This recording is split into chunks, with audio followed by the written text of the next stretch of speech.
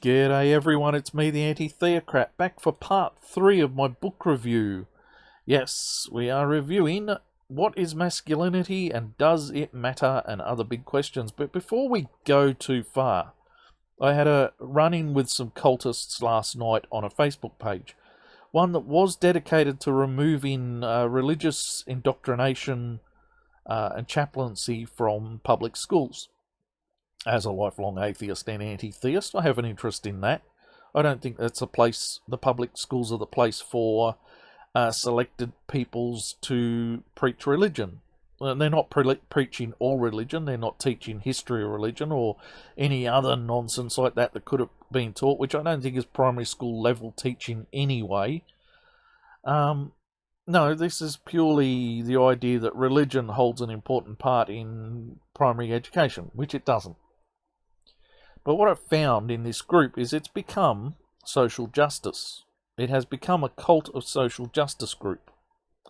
They're now defending social justice education because we have had run-ins with a program called Safe Schools. The idea is it's meant to prevent bullying, but the bullying it's meant to prevent is aimed at LGBT. The problem with this program is that it saw an increase in kids being trans under its guidance. Because one of the things it did was decide that if a kid was being bullied, there was a chance that that kid might have gender dysphoria. They might not be a boy or a girl after all. Now, as someone who was bullied at school, I very much knew I was a boy, but the point of this program is that it would have tried to convince me that maybe my problem was that because the bullies were calling me gay, maybe I'm not a boy. Or maybe I'm gay. This was actually done. This was done through this program. There are examples of it. There are some of the texts that we use were exactly this line of thing. So you can tell me that that's not what it was about at all. It was about bullying, but I'm telling you now there was an agenda buried under it. And the fact that it was aimed specifically at LBGT tells me there was definitely an agenda. Because it wasn't about bullying. It wasn't about protecting a kid like me who knew very well he was male, who was sexually active at the age of 15 with girls. It wasn't about telling me how to deal with my bullies. It was never about me. I was never LGBT. It was about telling specific groups of people about their bullies or telling them that they were possibly LBGT. So, this group on Facebook have turned over to the idea that this is an acceptable cult in schools, and I don't accept that. I've never sided with one religion against another. I do not take part in interfaith battles. I detest both at the same level. So I can no longer remain a part of this group because what it's doing is essentially putting me on a platform where I'm now supporting this cult of social justice over the cult of Christianity, which has control of most of the primary school indoctrination. So yeah, and I'm not in that battle. I'm fighting both of them. Why am I going over all of this? Because what it did was remind me that this book is very subtle. This book is something that a lot of people might pick up and not recognize as indoctrination. And it came to me that a lot of people may not understand indoctrination and how it works. That I can read this book and see the calls to emotion by having people's personal stories. The first one we're going to cover is about as pointless as possible, but what it does is make the book and the topic more human. It says nothing about the subject. It is just someone's personal story.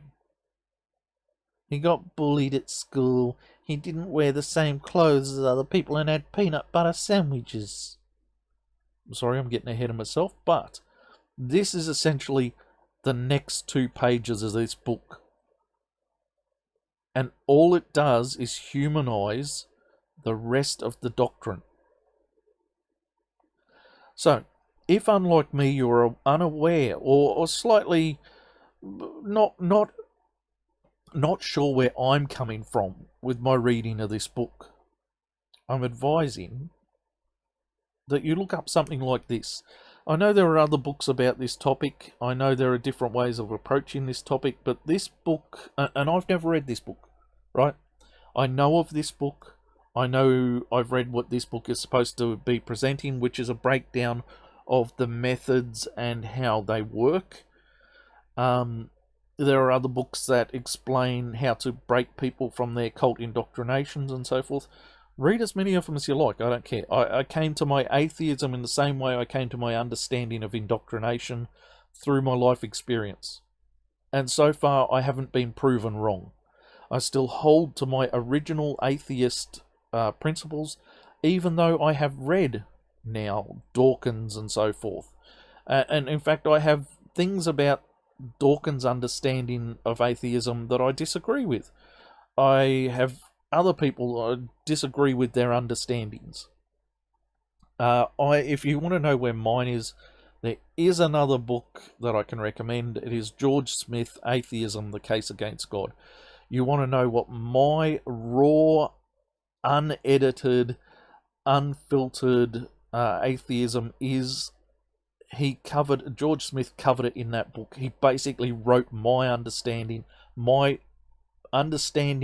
that I developed over my lifetime of atheism, agnosticism, and religion. So, yeah, while we're here, George Smith, Atheism, The Case Against God. Look it up, read it. Excellent book.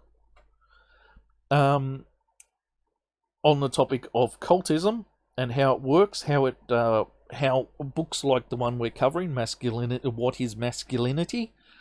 How they work, how they manipulate the mind, how they sneak in ideas that break down your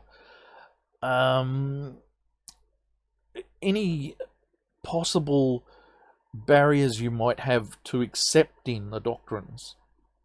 I recommend The Manipulated Mind. I am going to read this book. As you can see, I have bought it. It is on my Kindle now. Because I already understand this stuff, but it's never hurts to look at what someone else has got to say about it. Yeah, that's it. The whole of this rant at the start of this video, which has taken a hell of a lot of time, was basically to say, look, if you don't understand where I'm coming from, if you don't understand why I find this book to be a problem, maybe you don't have my depth of understanding of religion and cultism. Maybe I don't even have the deepest understanding of them or the best methods of expressing. So take the time, read this book. If you think I'm wrong, if you think I'm wrong about how I'm reading this book, if you think I have no idea what the fuck I'm talking about, take the time to read this book. Take the time to read a lot of books. Take the time to read George Smith, Atheism, The Case Against God. It is my, as I said, Atheism, The Case Against God. It is my raw understanding. It puts atheism, agnosticism, and theism back in the pockets they're meant to be in, not this newfangled four-way split thing which does not explain atheism as a lack of belief, but actually puts it back in the belief pocket. So yeah, I just cannot recommend enough that you read books like this. Get an understanding of how these things work.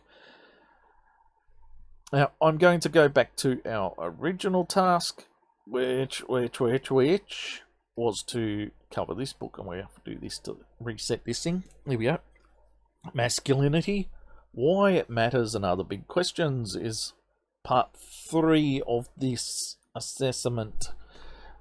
And the first thing we've got is this pathetic dweeb's personal life. That's it, right?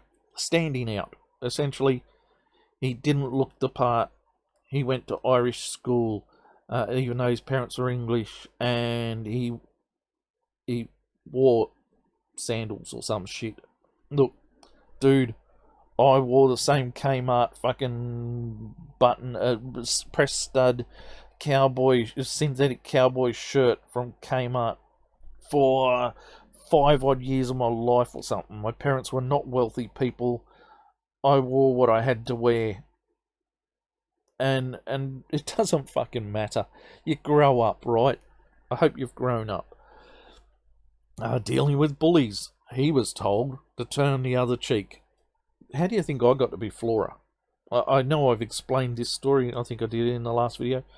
My bullies realised that Flora had it fitted in with my name. My real name. Woo! And so they started singing ad jingles at me because Flora Margarine had just come on the market and it had this lovely advertising campaign to sell it. And I hated the living daylights out of it. And my mum said, pretend you like it. It's been more than 40 years since I went back to school, pretended I liked it, and now it's the only thing anyone knows me by. My partners call me Flora. Every girlfriend I've ever known has called me Flora. I've lived in houses with share houses where my actual birth name was on the lease. But my mother has called up and asked for me by that name. And they've walked into the lounge room and said, does anyone here know someone by this name? Because the only name they know me by, the only name most people in the last 40 plus years have known me by, is Flora. Because my mum said, go to school and pretend you like it. And yeah, it not only solved most of the bullies, but the bullies who tried to make it an issue later in my life had no fucking power over me. I owned it. It was mine. They couldn't fucking take it back and try and make it something that was anti-me anymore. It was me. Right. Moving on. I don't care. This is still just this guy's personal life. Learning from my dad. Some crap about his life. And then somehow he sneaks in that he went to he swore at a footy match or something. And then the car journey comes to mind when I think of people using gendered terms like don't cry like a girl and man up, take it on the chin. Fuck off. Just fuck off. Really? That's your pathetic leap too? Fucking hell. Then he learned from his son who got bullied. Well, my eldest got bullied too. I'm hoping my youngest manages to slip most of that. He seems a more sociable character, but then my eldest grew up out in the bush a lot when he was younger. Did not associate as well. So yes, I don't give a fuck. That's just your personal story. The reason for this existing, it tells us nothing at all about masculinity. It tells us nothing at all about his experiences with masculinity. It is simply his life. If we read the top, and I've got to go back a page. I'm on the wrong page of this book. What do you know? What's his face? Lankin. Born in Belfast, 79. Studied economics, teaching. And by the way, in the last video I mentioned, I lived with an accountant who studied economics and had become a primary school teacher. Asked me to spell shit all the time. Yeah, I don't care much for your qualifications, mate. I never expected to find a person like that actually written into this book. That story was told without the knowledge this guy was coming up. Yes, he loves teaching. He also likes to read and run, but not at the same time. See, he's got a sense of humour. He's such a funny guy. This is just to bring a personal touch to the cult indoctrination. This has absolutely no informative value in this book. It is just bullshit. What do feminists say about masculinity? We're going on to the next page because fuck that guy. Fuck him. What a useless turd. He says he's hang on. I'll have a quick squeeze back. Yeah, his son's voice didn't deepen until fairly late. I'm thinking, yes, mate, your testosterone level is probably something to do with why he has a low testosterone level. But I don't have the deepest voice in the world. Didn't fucking matter. Didn't fucking matter. What do feminists say about masculinity? There is a complicated relationship between thinking of masculinity as what men do and thinking of masculinity as what men are told they should do. No, there isn't. No, there really fucking isn't. Only feminists would think that's true. Okay, I'm going to go over this as briefly as I possibly can. But men are biologically and historically the defenders and the hunters. And the things we are told we have to be are the defenders and the hunters. And you object to us being told we're the defenders and the hunters because you think that gives us power over women. It doesn't, but we will get into that. But you think that these are two different subjects for some reason. We're told we have to be the defenders and the hunters, and we have traditionally always been. And are biologically the defenders and the hunters. Do you see that they are the same thing? Fucking hell. What is patriarchy? There's a bit of a leap here. We've gone from discussing masculinity to discussing patriarchy, and there's a reason for this. All good cults need a heaven and a hell and a Satan and a God. Alright, you have to have your good and your evil. A cult doesn't work without good and evil. For the feminists, Satan is masculinity and men, and hell is patriarchy. It's that simple. It is that fucking simple. I am currently wearing my shirt that reads, and I'm looking down at my chest to read the shirt just to make sure I get it word perfect. I deny patriarchy theory. That is written on my chest at the moment. And I put this shirt on just because it was top of the pile. But it is currently an accurate assessment of this page. I deny the feminist hell. I deny that it is the one and all, be-all factor of humanity and the doer of all evil. I do not believe that. There is plenty of evidence to contradict that point. But let's have a look, shall we? What is patriarchy? The stories we tell are told about how men should behave. The stories we tell and are told about how men should behave, and the corresponding stories of how women should behave. Actually,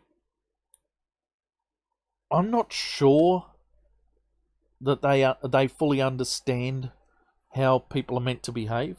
I'm not sure they actually understand what it means to be told you have to behave certain ways. I just don't think they understand behaviour. All right. Well, let's go for what the feminists do, which is to target the absolute point, because you can't have any. They try to play in the grey, but they're never good at playing in the grey. There's always the absolutes.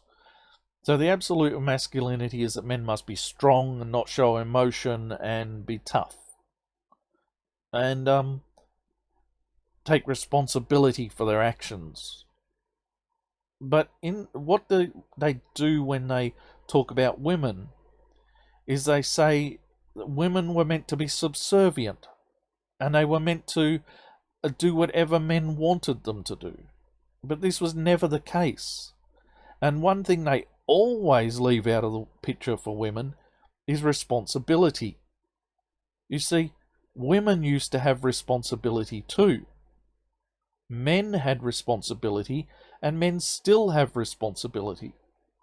But we have never, when discussing feminism and feminist terminology, associated with women the idea of responsibility.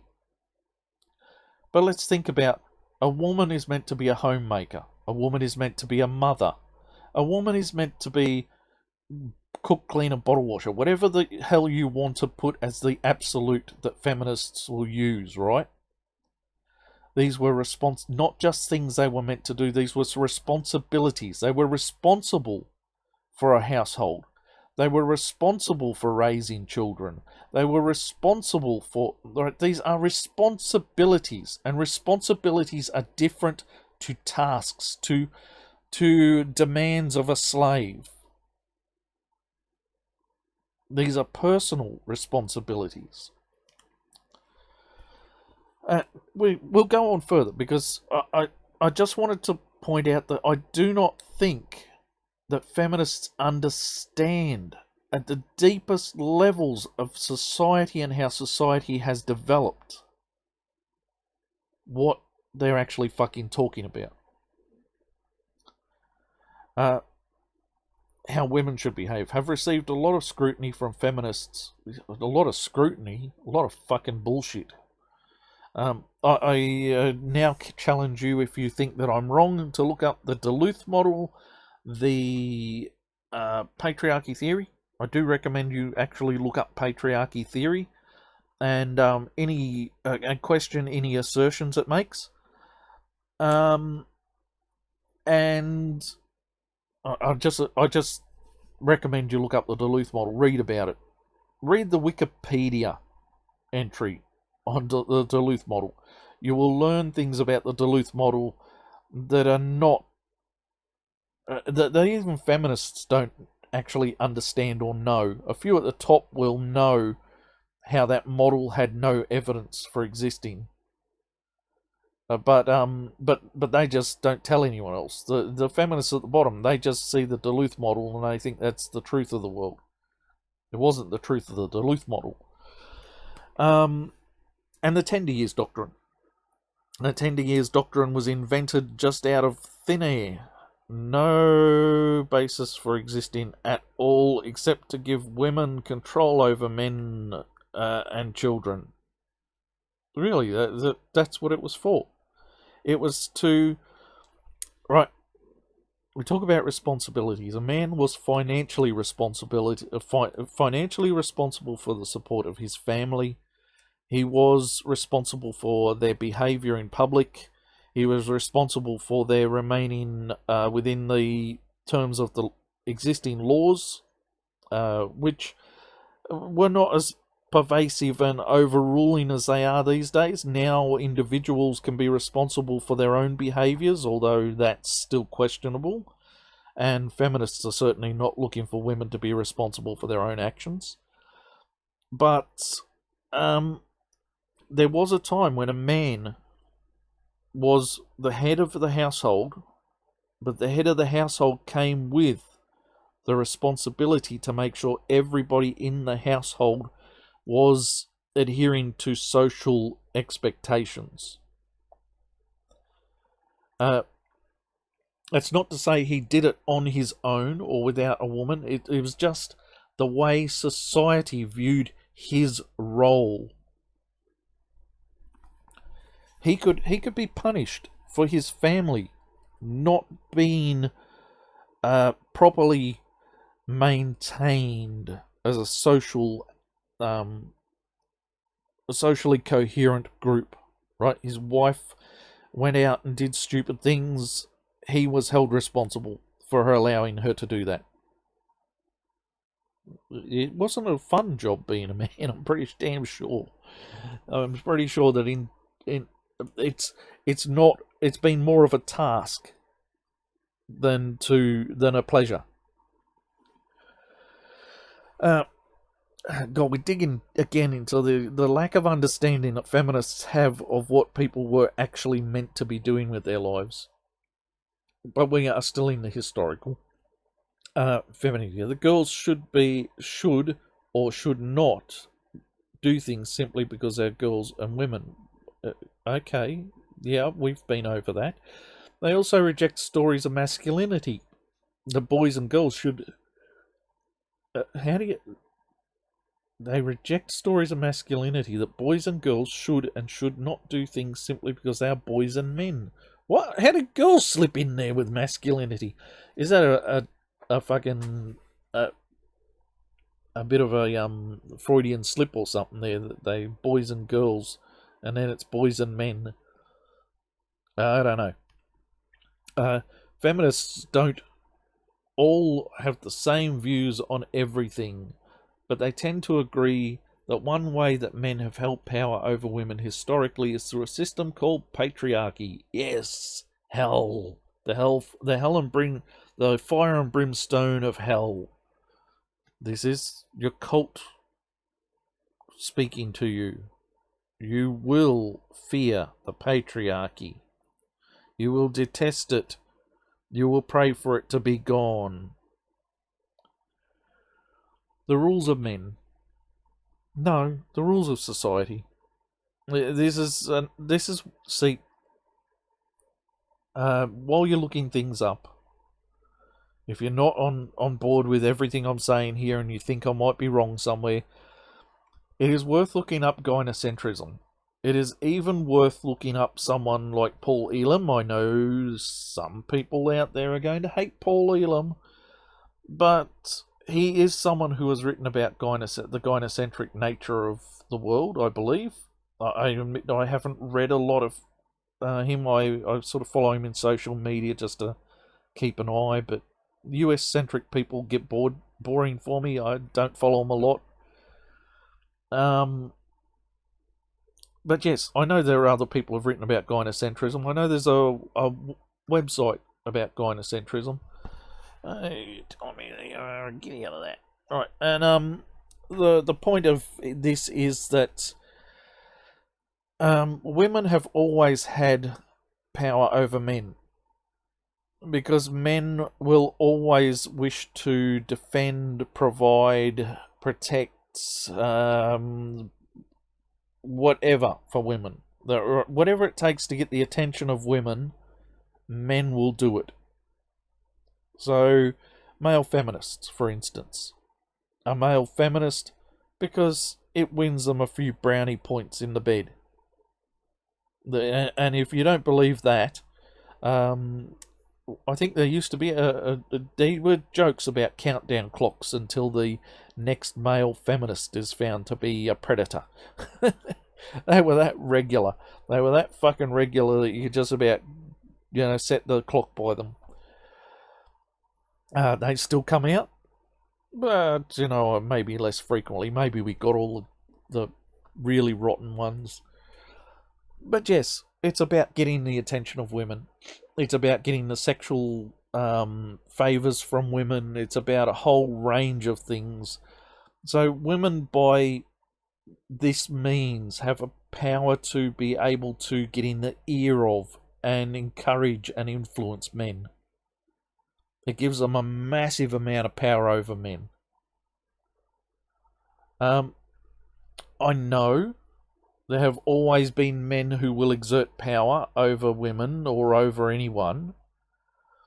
But if we're talking about just men and women in general rather than, well, the feminists like to always talk about the wealthy and well-to-do. You will note they always talk about the leaders, the politicians, the CEOs of companies. They never talk about the plumber and his wife, or the field worker and his wife, or what have you.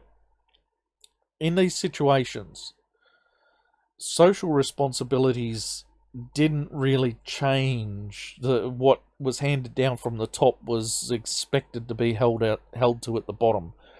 So men were still responsible for their households, but they didn't have the same power in society. So it is entirely more likely that a man who has less power in society has to do more to please a woman. He has to gain position, gain wealth, gain something that's going to make a woman want him, for her attentions to be focused on him. And that gives her a lot of power over him. Feminists will deny point blank gynocentrism, but I recommend it as a thing to look up. Because one of the things this rule of men, and I'm going to continue reading for a bit because I really want to get into this next thought that just came into my mind. Of course, this does not mean that all men are equally powerful. Well, nice of you to admit so.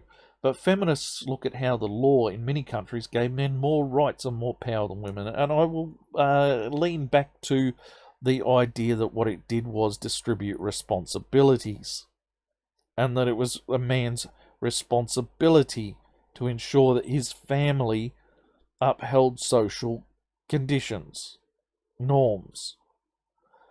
I give it to you that sometimes women controlled the finances, sometimes men controlled the finances. Sometimes it was a joint effort, understanding that the important thing was the household. Again, we're sort of talking middle and upper classes here, because that's where the feminists will be talking. In the lower classes, where you don't have a lot of money and you don't have a lot of anything else, this is probably less important. But yes, it's okay, men are not equally powerful, but all men are powerful according to feminists. But that doesn't really relate to reality. And, as I stated, law was at one point about personal and family responsibilities to society. The only reason the feminists believed that men had more rights is because they were the ones responsible for them.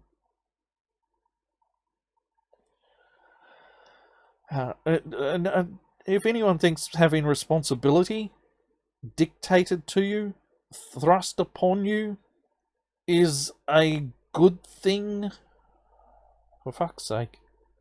Look, I'm an at-home father. Have been. It's coming on 23 years I've been an at-home father. I've been supported financially by 2 women for quite a while now. But I've essentially been financially supported for most of 23 years. Except when I've had to go to work to fill a gap or whatever. And I did start a family business, but it was never about supporting the family with massive finances. So I've been a kept man for 23 years. I do not thrust upon my wife or my partners. I can say wives, I've been married to both. I do not thrust upon my partners the necessity that they go to work.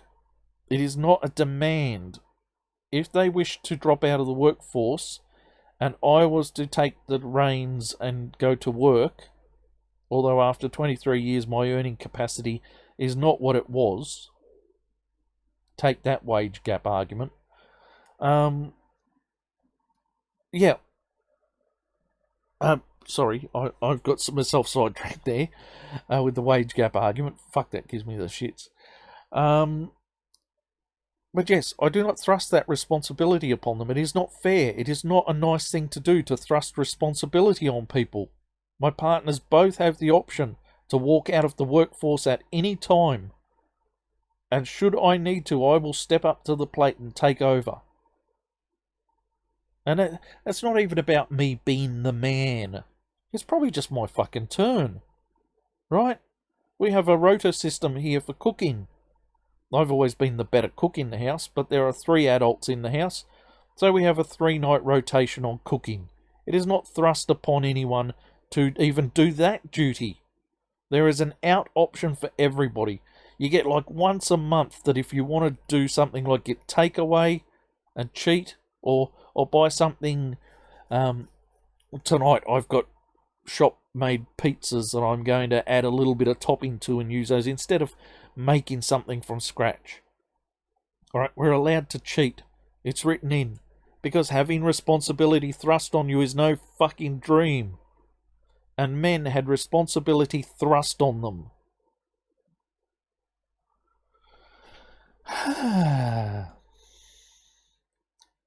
They argue that this has caused... sorry, I'll go back to the top. Feminists use this term patriarchy, otherwise known as hell, to describe how most powerful positions in society, such as politics, law, and media, have been and continue to be occupied by mostly men, and how women have often had less power, fewer rights because of this. No. We had different expectations on men and women, but there were not fewer rights. If you think that men went through all of history thinking that women were just fucking for walking on, How the fuck did we ever reach this point in society? Look at the worst nations in the world for the treatment of women. Let's look at the Muslim nations, and I'm going straight to that one. I'm not fucking scared of saying it. Islam's a piece of shit. But Muslim women can be punished for being raped. If you go to the old Christian Bible, it's no better. You could buy a woman if you raped her. The rules are in there. But a woman can be stoned to death for being raped in the Islamic world. But there are punishments for men who do these things as well, which are often more horrendous than they are for women. We can't ignore that either. But let's go back to the women, shall we? These horrendous things that can happen to them when they've had crimes committed upon them. And now, that still isn't a society that just walks on women. It is a society which has just decided that the morality of women is judged in a very harsh way. But women are still cared for, still tended. If you read the Quran, massive amounts of the Quran are about offering protected status to women, children, orphans.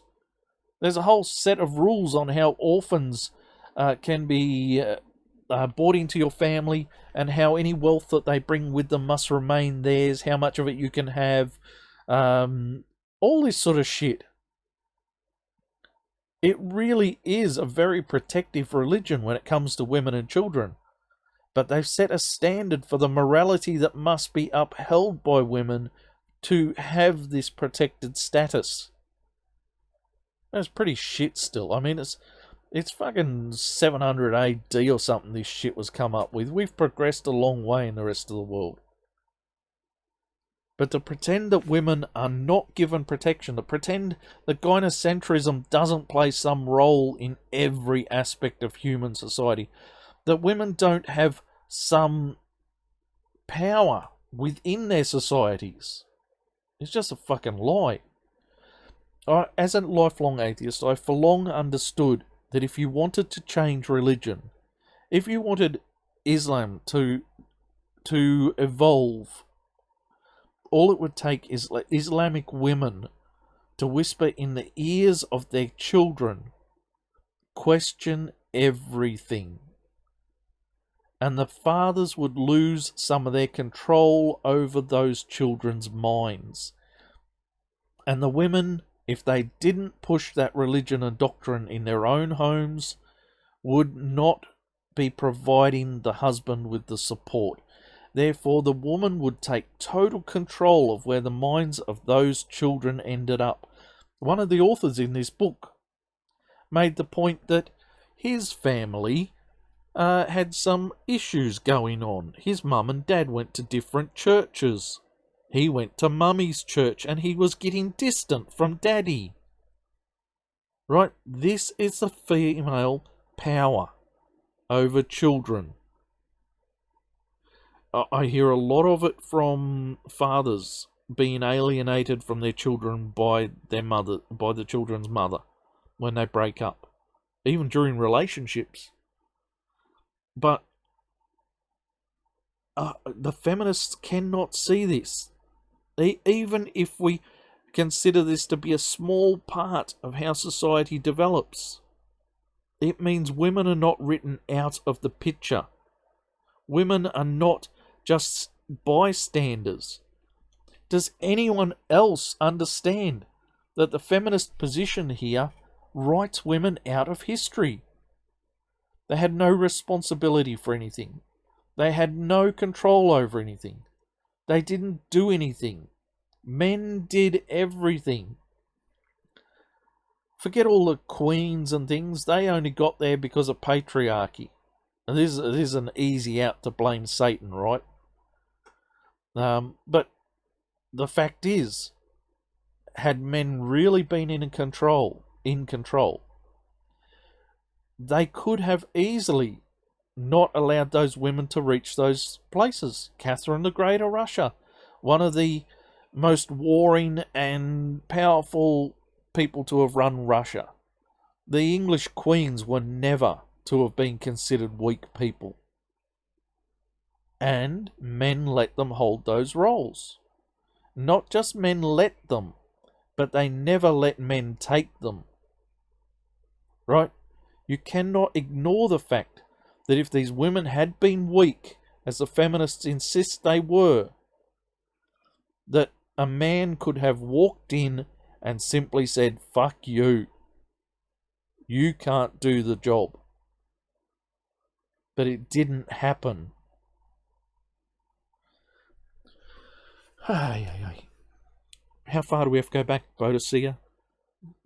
You know, I mean, there's the Romans. There was a Chinese emperor who became emperor at the age of, I think, 6, and his mother became the regent or something they called her. I can't. I read through the imperial lineage and history of China. But she was the leader of the country. It was known. She sat behind a curtain and wrote and made the dictates, but her 6-year-old son wasn't making any dictates. She was the lady behind the throne. She was the person running the nation. And she was an iron-fisted bitch, apparently. But why do feminists want to write women out of history? I don't deny women their own power within the home. These men who went out to their jobs in politics probably listened to their wives more than anybody else on any topic. Charles Darwin did not publish his works in fear that he would upset his wife, because she had a very strong religious conviction. It took him a long time to get to publishing his works, and I think the publishing was driven mainly by Wallace coming up with the same ideas at the same time, and the two of them having had letters between them. You do know that Darwin gave Wallace credit in the books, don't you? And throughout most of his life. In any case, Wallace was the factor that pushed Darwin to publish. And the reason he hadn't published was concern for his wife. One of the greatest ever scientific ideas, because it's an idea that encompasses everything, not just biology. Technology evolves, ideology evolves, everything evolves, and the theory of evolution is a really good way of describing a hell of a lot of things that happen. Without that, we were stuck in the stagnation of religion. Remember that. Everything was fixed. Everything was exactly as it is now, which stifles technology and everything else quite a lot, that sort of thinking. Yet, one of the greatest discoveries of man was held back by a concern for a woman. They argue that this causes the stories of masculinity and femininity. Or balls and vaginas do. Where men are viewed as more important only according to feminists, right? Maybe according to history, because it's the men who we see on the statues of the men and what have you. Maybe because they were the ones who did the work in the public eye. But then no woman, no woman was going to be Nelson. And I know you couldn't have women on ships, but at the same time, did women want those jobs? Did they? How many women today are in cesspits? How many women today are climbing around sewers? How many women today work the dozer on our local tips or whatever, our waste centres? And yes, I know in recycling centres you might find women probably work in the office more often than they work in the floor, though, right? Because the dirty, desperate jobs and the job of military might and protector of the household are not jobs that women want. And that goes for feminists. Feminists today still want men to stand up for them. I've just designed another fucking t-shirt. He for She, the United Nations He for She program, is surely an international sign that women can't do it unless men help. Men have to stand up and take responsibility and help women to achieve what they need to achieve. He for she. He helping she. He making sure she gets what she needs.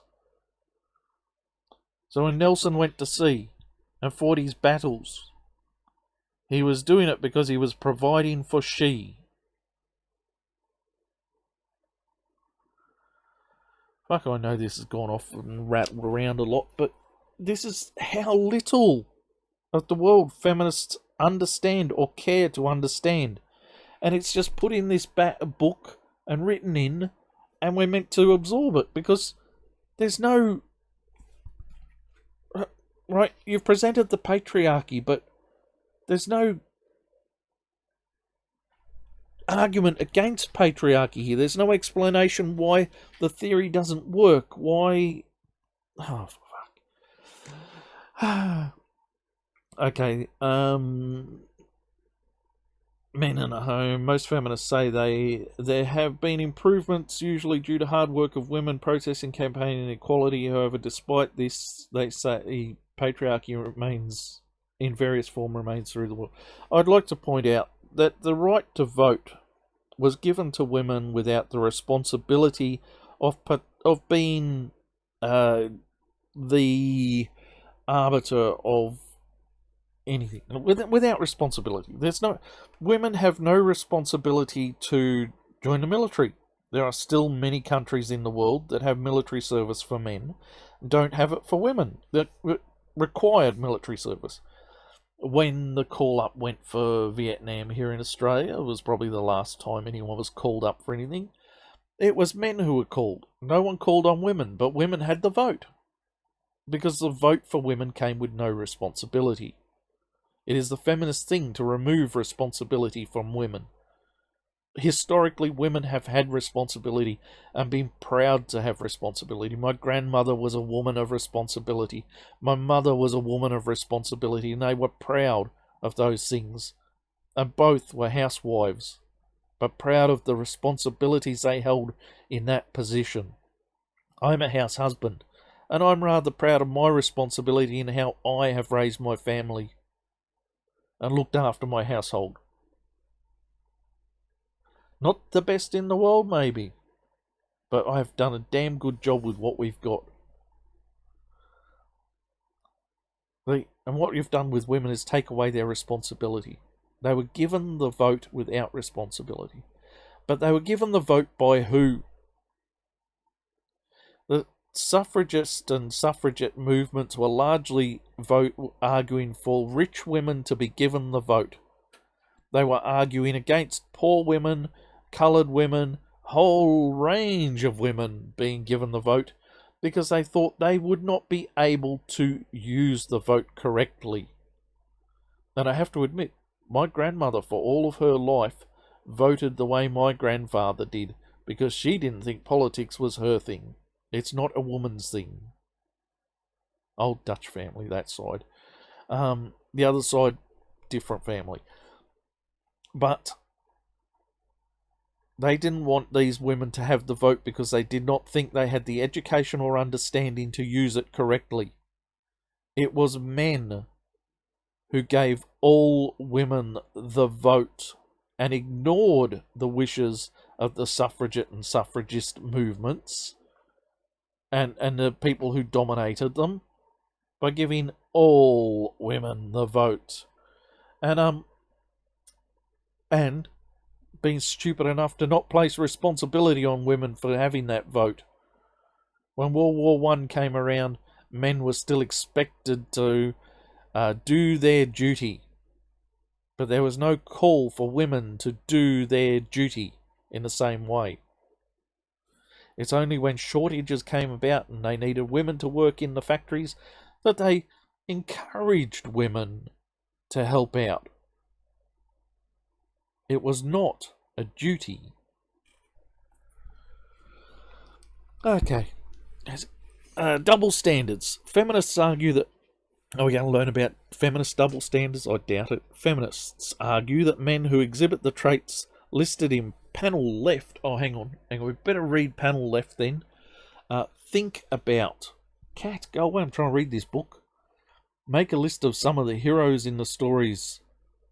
in the stories you read and films you watch. How many of them have the traits associated with masculinity? Qualities like being controlling, dominating, invulnerable... Women who exhibit these traits, however, may receive messages that they are being unladylike or unfeminine. No, maybe once, not anymore. For fuck's sake, how long have women been allowed to be in the military before we're allowed to say it doesn't fucking matter? Geez, the feminists hang on to old shit, and they don't even understand old shit. Instead, women are rewarded with conforming to stories of femininity, traits such as nurturing, caring, good listening, cooperative. Look, I brought this up before. I'm reading my way through my Enid Blyton collection, a collection I started when I was a kid and have expanded on in my adult life. I liked Enid Blyton. Her writing is fun. Right? It is a writing of the time. The English is so different to how we write today. And it gives a sense of fun. And the faraway tree. Well, the enchanted wood. 2 girls, 1 boy. The faraway tree. 2 girls, 2 boys. These girls are adventurous, tree climbing, going into new worlds. People. They're not unlike the boys. If anything, the oldest boy is meant to be the responsible one.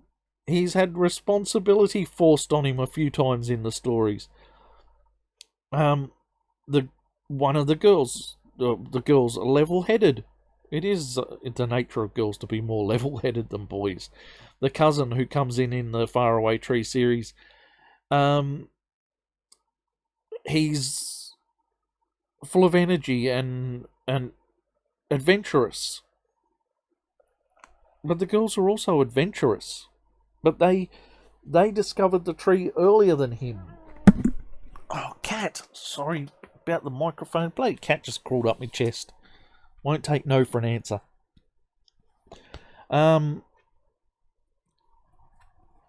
Yeah. I don't know what books you're reading.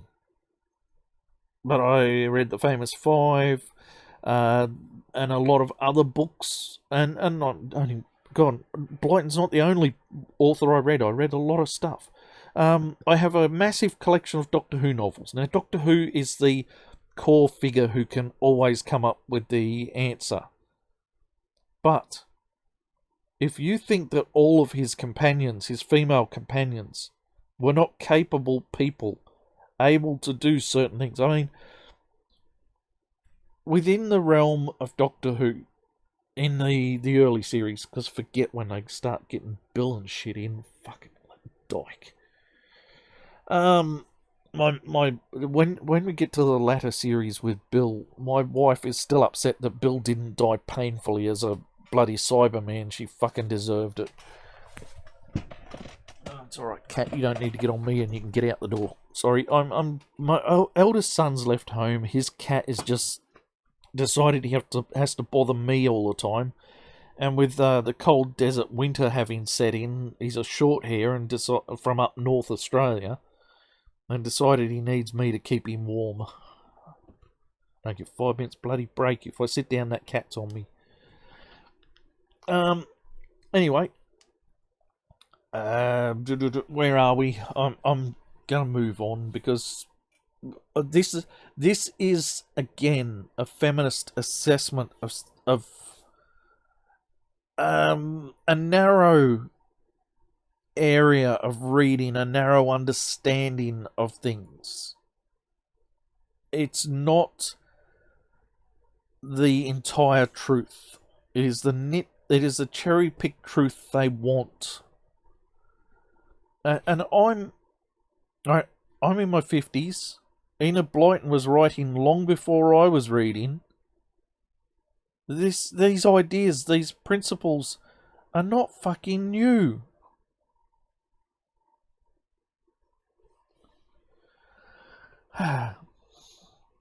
These traits aren't negative. In fact, they're very important.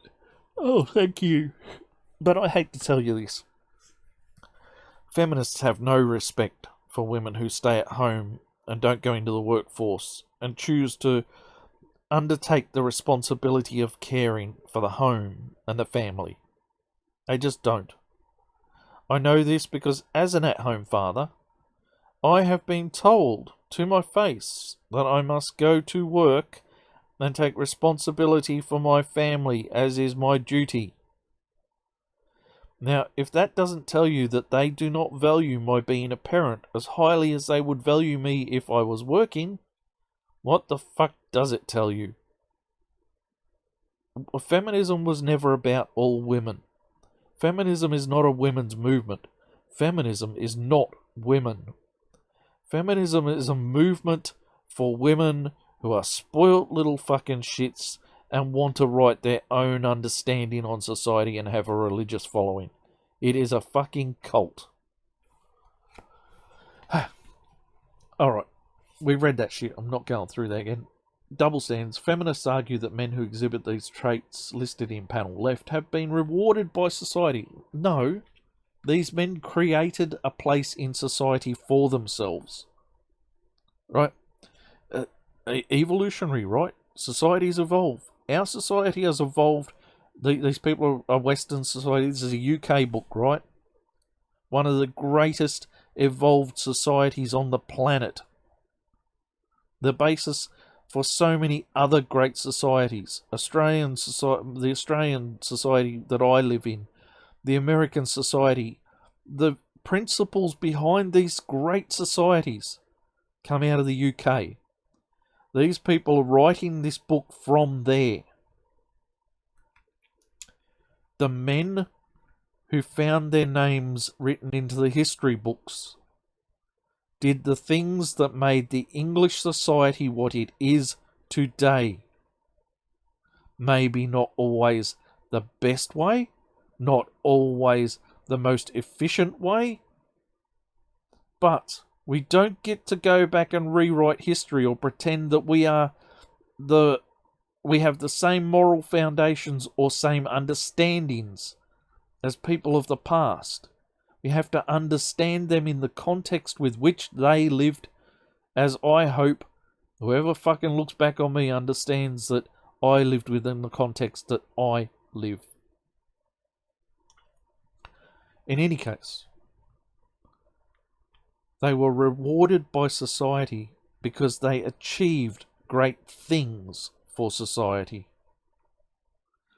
Men who do not have often found themselves mocked and criticised for being less masculine. No. This is fucking shifting to a different paradigm here. Alright? The men who didn't get statues simply didn't make it as far. Right? I dropped out of the workforce. I became an at-home father. No one's building fucking statues of me. My choice was to not be the famous astronaut who made it to Mars, or whatever the fuck, right? I'm not the Elon Musk. I've settled for a place in the world that I found achievable just achievable, within my means.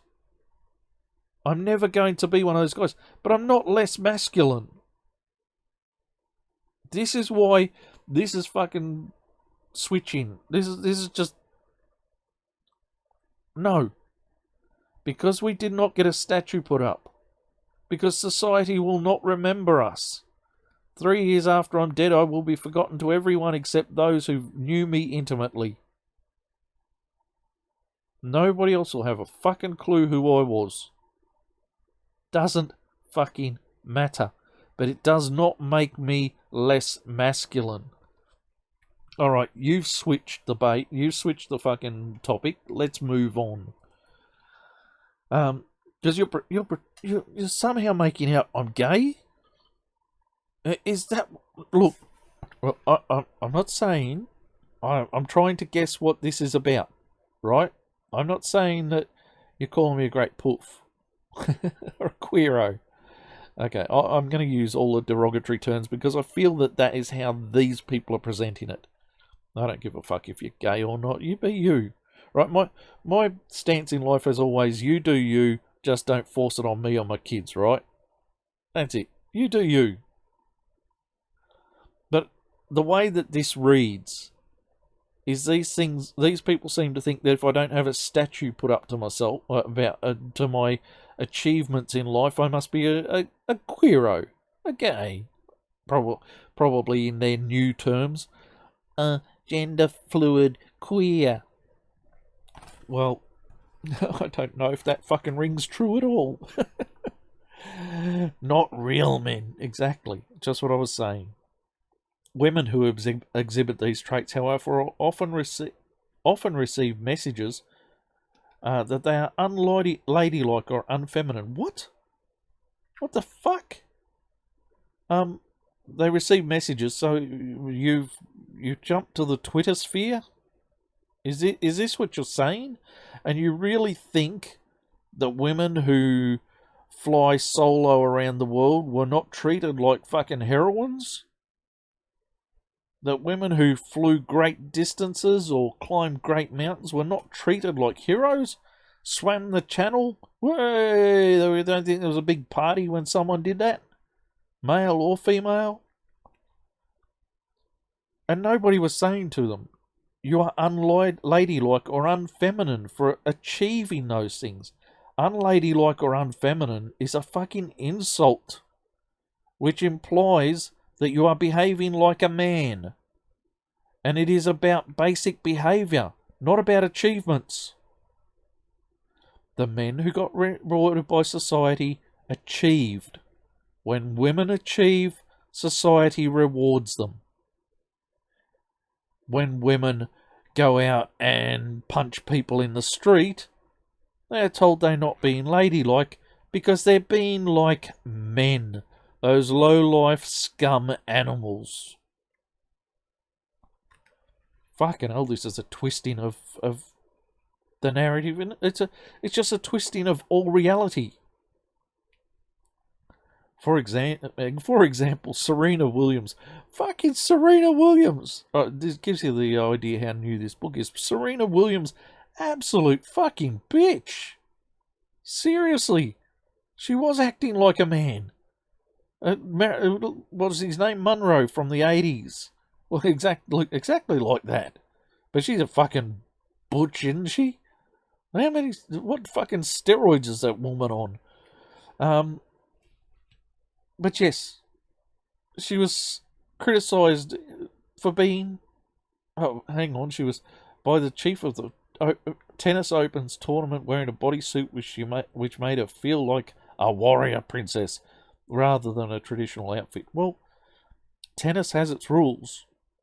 Tennis has its rules as to what's appropriate to wear on the court and so forth. This happens for the men too.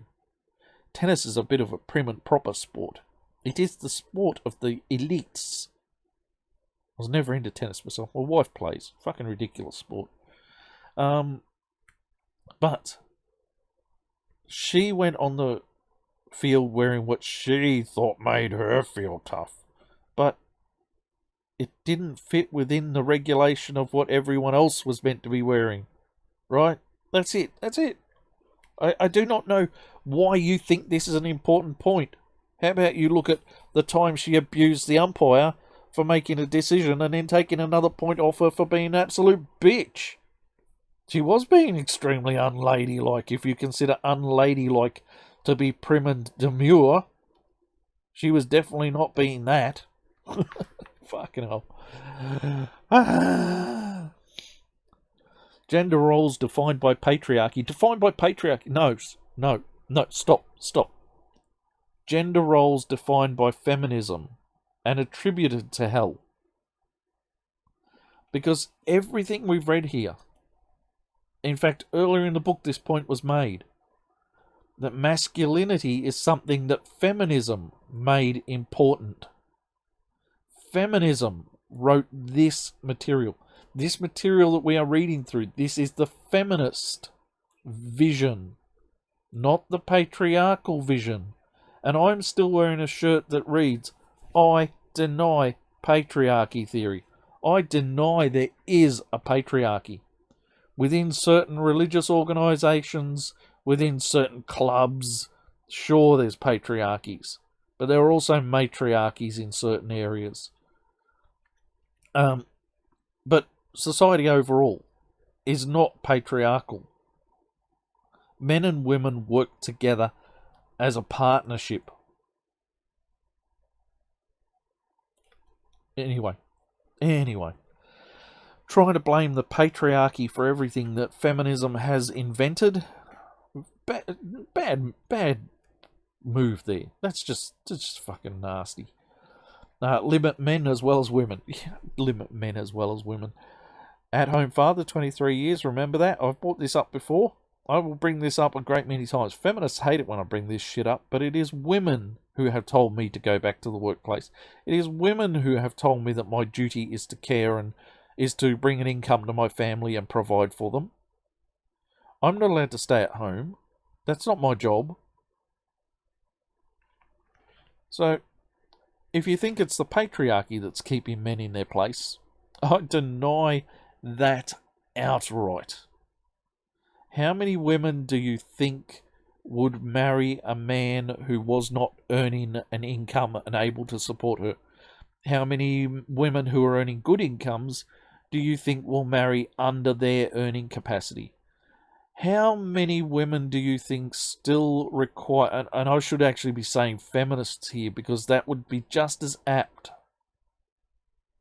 probably more so, but how many, I'll stick with the word women because it applies. How many women do you think are looking for a man to pay for the meal when they have a date? How many women do you think expect the man to make the first move at any time during a date or in asking for a date or anything else?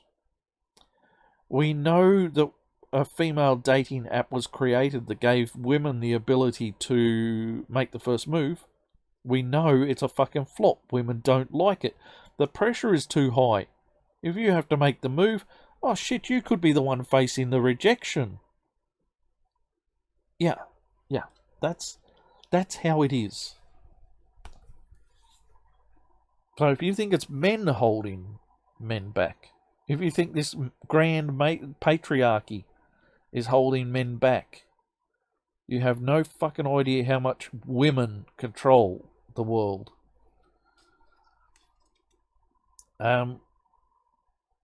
Yes, so anyway, I'm not going into any more of that. Fuck them. Feminist power theory is one of the most bullshit ideas ever. Next page. We're on the next page. Fuck, we might get through this one day. Shit, I've done an hour already. I'll tell you what, we'll pack it in. We'll leave this one for the next one. I'm really trying to get this down to under 4 videos. But we're halfway through this book. I don't think I'm going to finish the book. I'm going to keep this down to 4 videos. Fuck it. 4 videos. I'm writing a deadline for this. You've got 4 videos, Flora. Get it done. And luckily, we've got a lot of personal stories. You know, the cult indoctrination shit. To get through here. But we'll leave violence and masculinity because fuck that. I probably... No, see, it's another one I can't ignore because women are violent. Women are also emotionally manipulative, which has been expanded into the definitions for domestic violence in every way, shape and form, but nobody's admitting that women do it. It's going to take a lot to get through this next 2-page spread. And that's the reason I'm out. Okay, I've been the anti-theocrat. May your gods remain fictional, and I will see you in the next one. And I think that's the best outro I've done in a while. See you all.